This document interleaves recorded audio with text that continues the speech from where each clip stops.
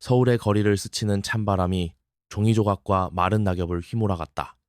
희미한 가로등 아래 한 노인의 구부정한 그림자가 삐걱거리는 손수레를 밀고 있었다. 그것은 김선자 65세. 불과 몇 년 전까지만 해도 강남의 고급 아파트에서 살았던 여인이었다. 주름진 그녀의 손이 플라스틱 병과 오래된 신문을 주울 때마다 떨렸다. 모든 움직임이 그녀의 등을 찌르듯 아프게 했지만 그녀는 쉴 수가 없었다. 밤은 이미 깊어 숨결이 보일 정도로 기온이 떨어졌지만 그녀는 계속해야만 했다. 하루를 살아가기 위해 몇 푼이라도 벌 수 있는 유일한 일이었다. 민호야. 아들의 이름을 속삭이자 목소리가 쓰라렸다. 민호. 그녀가 평생을 바쳐 키운 아들은 지금 그녀가 평생 모은 돈으로 산 고급 아파트에서 살고 있었다. 고급차 한 대가 지나가며 그녀에게 흙탕물을 튀겼다. 차 안에서 들려오는 젊은 연인의 경쾌한 웃음소리가 그녀의 가슴을 조였다. 그녀는 민호가 어렸을 때를 떠올렸다. 그녀의 품에서 응석을 부리던 때, 달콤하게 엄마라고 부르던 때를. 할머니, 길 한가운데서 뭐 하시는 거예요? 죽고 싶으세요? 날카로운 젊은 여자의 목소리가 그녀를 현실로 끌어당겼다. 정아 그녀의 며느리가 고급 레스토랑 앞에서 친구들과 함께 서 있었다. 그녀의 경멸하는 눈빛의 선자는 자신이 주워 담는 종이 조각만도 못하다고 느꼈다. 그녀는 조용히 손수레를 밀며 지나갔다. 주위 사람들의 시선을 피하려 했지만 그녀의 등 뒤로 속삭임이 들려왔다. 저게 정아 씨 시어머님이래요? 들었어. 예전엔 부자였대. 너무 불쌍해. 김선자는 손수레 손잡이를 꽉 잡았다. 눈물이 왈칵 쏟아질 것 같았지만 참아야 했다. 여기서는 안 된다. 지금은 안 된다. 그녀는 이미 너무 많이 울었다. 민호와 정화가 아파트 양도 서류에 서명하도록 속인 그날부터, 그들이 그녀를 버려진 개처럼 집에서 쫓아낸 그날부터, 깊어가는 밤, 김선자는 지하철역 근처의 작은 골목에 자리를 잡았다. 손수레를 벽에 기대어 놓고 낡은 박스 위에 앉았다. 무릎이 쑤시고 허리가 아팠지만 그녀의 마음은 더 아팠다. 어머니, 이제 그만 나가주셨으면 좋겠어요. 1년 전 정화의 차가운 목소리가 귓가에 맴돌았다. 그날은 민호의 생일이었다. 선자는 아들을 위해 특별히 장을 봐서 미역국을 끓였다. 하지만 어머니, 우리도 이제 신세대예요. 시댁 눈치 보면서 사는 거 저는 못해요. 정화는 끓여놓은 미역국을 싱크대에 쏟아부었다. 민호는 그저 옆에 서서 아내의 행동을 지켜보기만 했다. 민호야. 선자가 아들을 바라보았다. 어머니, 저희도 이제 새 삶을 살고 싶어요. 어머니가 계속해 간섭하시면. 간섭이라니. 내가 언제. 어머니, 이제 그만하세요. 정아의 목소리가 날카로웠다. 이 집은 이제 저희 거예요. 어머니가 주셨잖아요. 법적으로도 이제 저희 집이에요. 그때 민호가 입을 열었다. 어머니, 저희 둘만의 공간이 필요해요. 어머니도 이해하시죠? 선자는 그 순간을 잊을 수 없었다. 아들의 눈에서 차가움을 본 그 순간을. 그녀가 평생 모은 돈으로 산 아파트였다. 민호의 결혼 선물로 새 부부에게 명의를 이전해 준 것이 이렇게 될 줄은. 할머니, 여기서 주무시면 안 돼요. 지하철 역무원의 목소리에 선자는 현실로 돌아왔다. 그녀는 천천히 일어섰다. 관절이 삐걱거렸다. 죄송합니다. 그녀는 중얼거리며 손수레를 밀기 시작했다. 그때였다. 늦은 시간 역 앞을 지나가던 고급차 한 대가 그녀의 눈에 들어왔다. 민호와 정아였다. 둘은 웃으며 대화를 나누고 있었다. 정아의 목에는 비싼 진주 목걸이가 걸려 있었다. 선자의 손이 떨렸다. 그것은 그녀의 어머니께 물려받은 목걸이였다. 정아에게 결혼 선물로 준 것이었다. 처음에는 너무 촌스러워요 라며 거절하던 정아가 나중에는 그 가치를 알고는 아가씨, 저기 쓰레기 주워 먹는 할머니 있잖아요. 옆을 지나가는 젊은 여자들의 속삭임이 들렸다. 맞아. 강남 살던 부자 할머니래요. 자식들한테 다 뺏겼대. 선자는 손수레를 더 세게 밀었다. 눈물이 볼을 타고 흘렀다. 하지만 이제는 달랐다. 예전처럼 그저 슬프기만 한 눈물이 아니었다. 그녀의 주머니 속에는 로또 당첨 통장이 들어있었다. 37억. 이제 그녀도 복수할 수 있었다. 은행 창구 앞에 서서 김선자는 통장을 꼭 쥐고 있었다. 37억. 그녀의 인생을 바꿀 수 있는 금액이었다. 하지만 그녀는 아직도 낡은 옷을 입고 헌신발을 신고 있었다. 할머니, 정말 이 통장이 맞으신가요? 은행원이 의심스러운 눈초리로 물었다. 네, 제 통장 맞습니다. 선자는 조용히 대답했다. 그녀의 마음속에서는 이미 계획이 꽃피고 있었다. 제2장 첫 번째 만남. 어머니. 강남의 한 고급 레스토랑 앞. 정아의 눈이 휘둥그레졌다. 그녀 앞에 서 있는 시어머니는 여전히 낡은 옷을 입고 있었지만 어딘가 달라 보였다. 오랜만이구나, 정아야. 선자의 목소리는 부드러웠다. 너무나 부드러워서 오히려 불편할 정도였다. 여기서 무슨 일이세요? 정아는 주변을 둘러보았다. 친구들의 시선이 걱정되는 듯 했다. 아, 지나가다가 우연히. 근데 정아야, 이거 받아. 선자는 봉투 하나를 내밀었다. 정아는 망설이다가 봉투를 열었다. 그리고 그녀의 눈이 커졌다. 이게 현금이에요? 100만 원. 너랑 민호 용돈 하라고. 어머니, 이런 돈을 어떻게... 정아의 눈빛이 달라졌다. 경멸에서 호기심으로, 그리고 탐욕으로.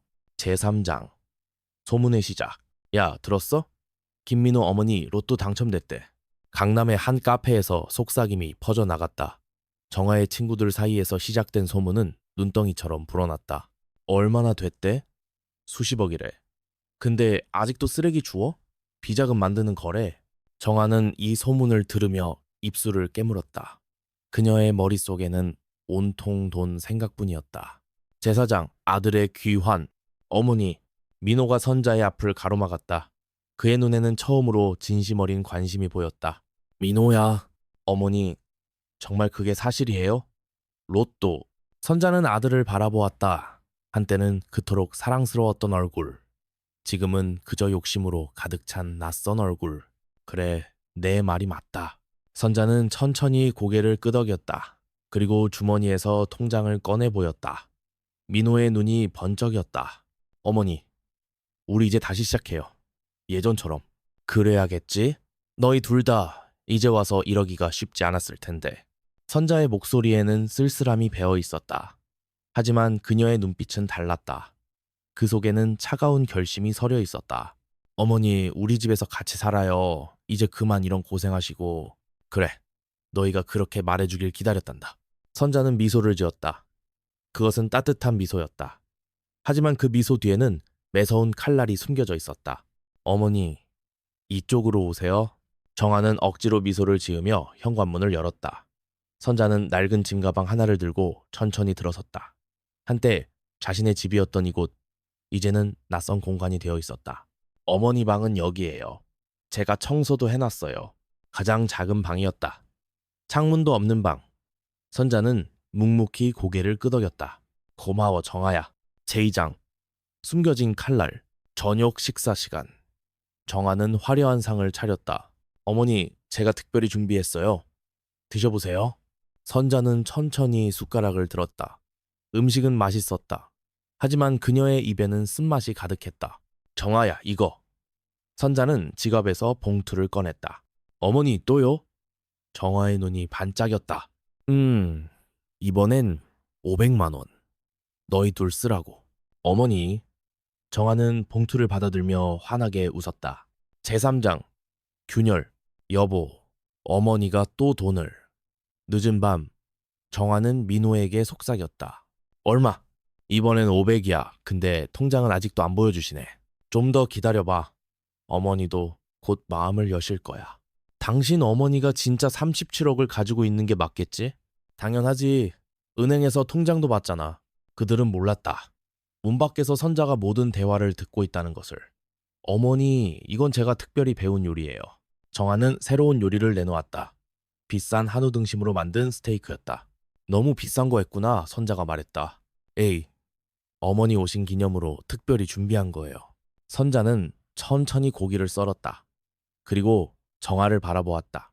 정아야, 이거 혹시 내가 준 돈으로 산 거니? 정아의 얼굴이 굳었다. 그게 어머니 돈으로 어머니 것도. 그래, 네 성의가 고맙구나.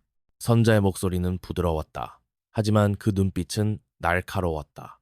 밤중에 선자는 조용히 서재로 향했다. 민호의 사업 서류들이 있는 곳이었다. 역시 그녀는 서류들을 하나씩 살펴보았다. 부도 직전의 회사, 산더미 같은 빚, 그리고 은행 대출 서류들. 민호야, 네가 이렇게까지. 선자는 휴대폰을 꺼내 서류들을 하나하나 사진으로 찍었다.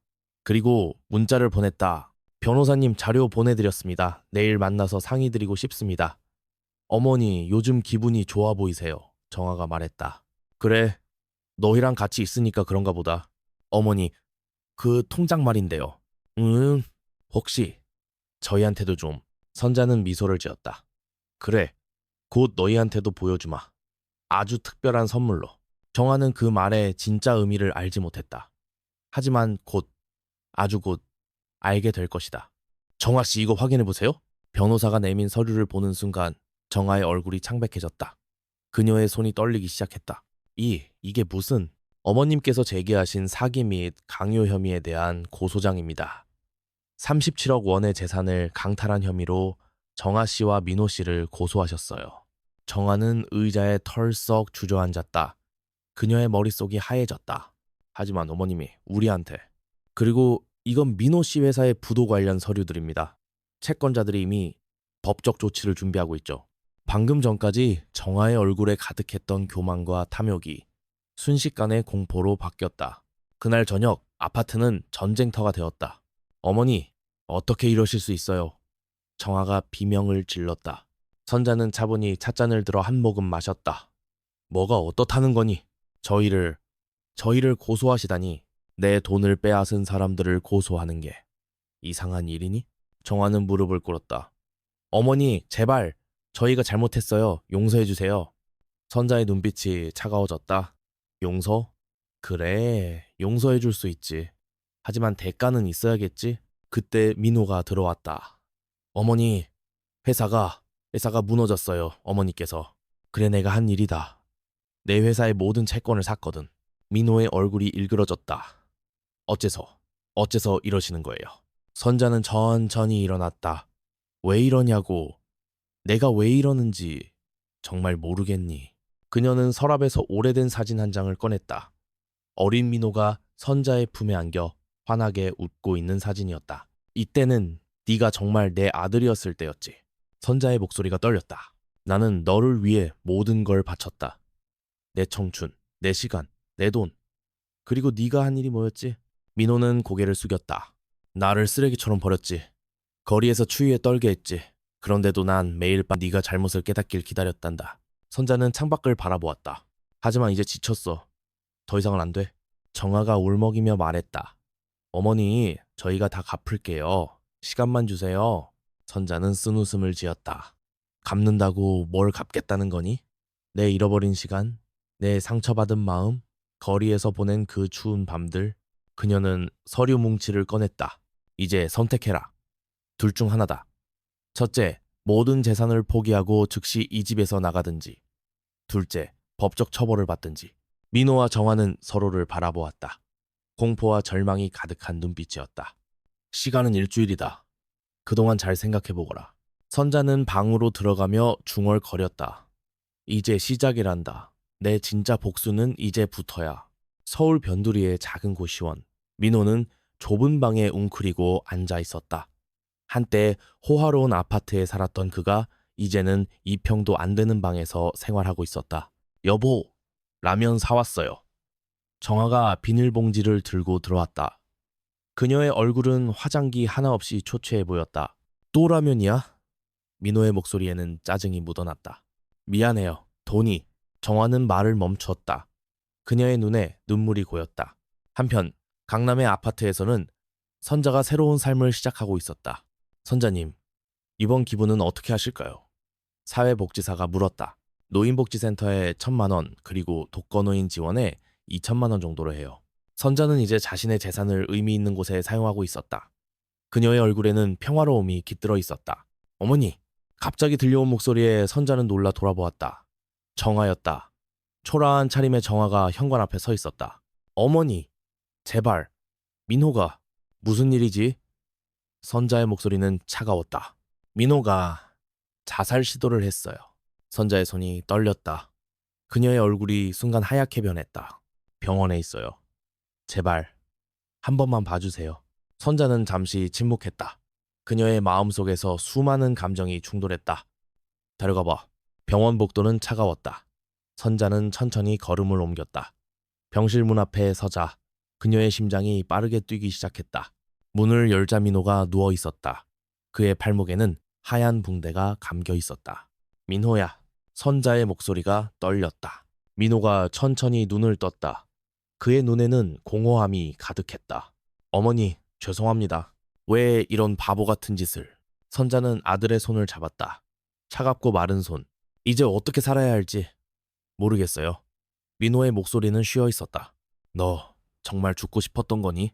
민호는 대답하지 않았다. 그저 천장만 바라보았다. 이제 진정으로 후회하는 거니? 네. 매일 밤 어머니 생각에 잠을 이루지 못했어요.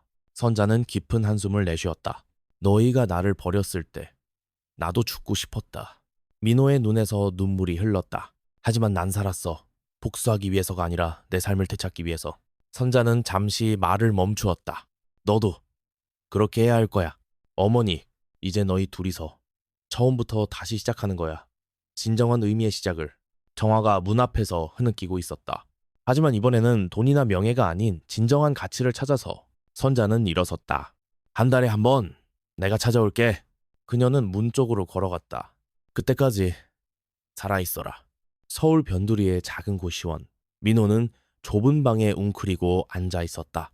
한때 호화로운 아파트에 살았던 그가 이제는 2평도 안 되는 방에서 생활하고 있었다. 여보, 라면 사왔어요. 정화가 비닐봉지를 들고 들어왔다. 그녀의 얼굴은 화장기 하나 없이 초췌해 보였다. 또 라면이야? 민호의 목소리에는 짜증이 묻어났다. 미안해요, 돈이. 정화는 말을 멈추었다. 그녀의 눈에 눈물이 고였다.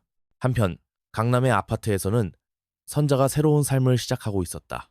선자님, 이번 기부는 어떻게 하실까요? 사회복지사가 물었다. 노인복지센터에 1,000만 원, 그리고 독거노인 지원에 2,000만 원 정도로 해요. 선자는 이제 자신의 재산을 의미 있는 곳에 사용하고 있었다. 그녀의 얼굴에는 평화로움이 깃들어 있었다. 어머니! 갑자기 들려온 목소리에 선자는 놀라 돌아보았다. 정화였다. 초라한 차림의 정화가 현관 앞에 서 있었다. 어머니! 제발! 민호가 무슨 일이지? 선자의 목소리는 차가웠다.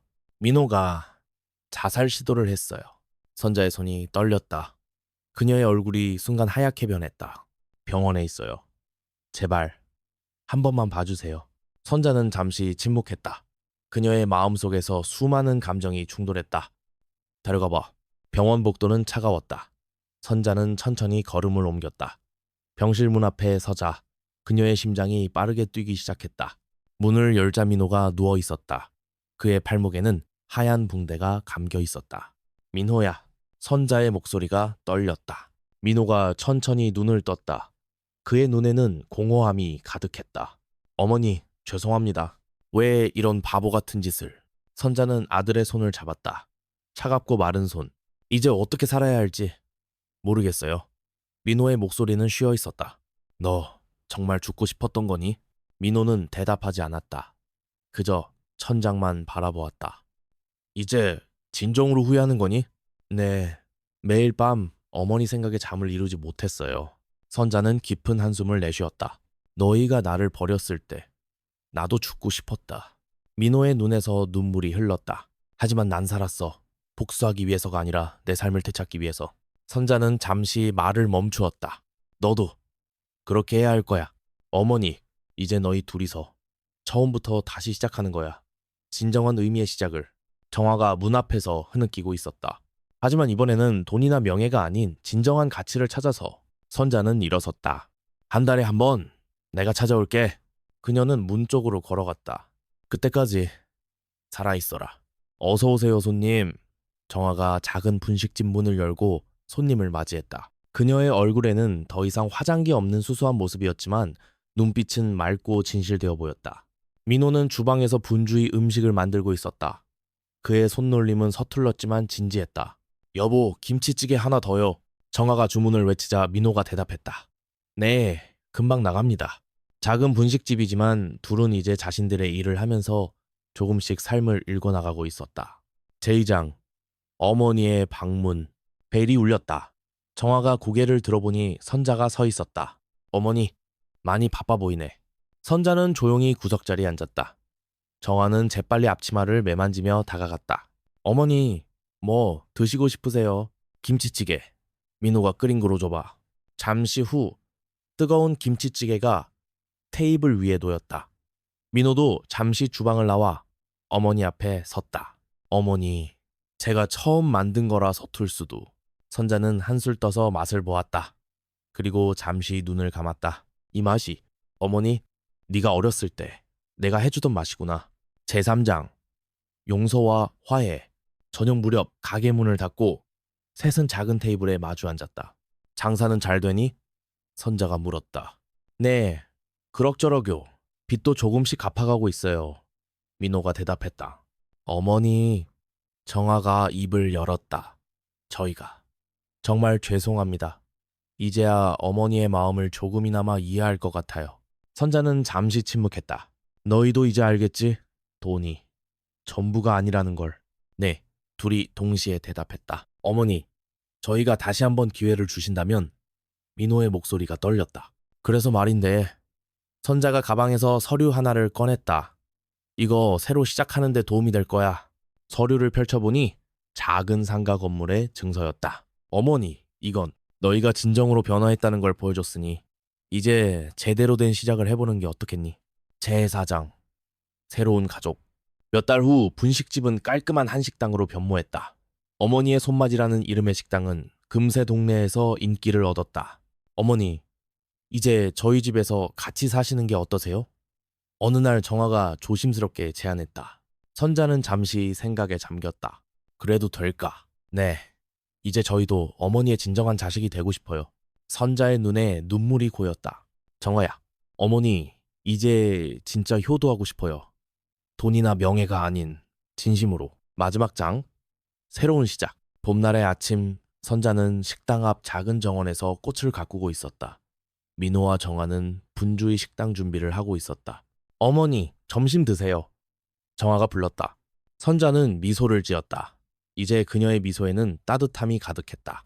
그래, 식탁에 앉은 세 사람. 이제 그들은 진정한 가족이 되어 있었다. 어머니, 민호가 말을 꺼냈다. 저희가 정말 행복해요.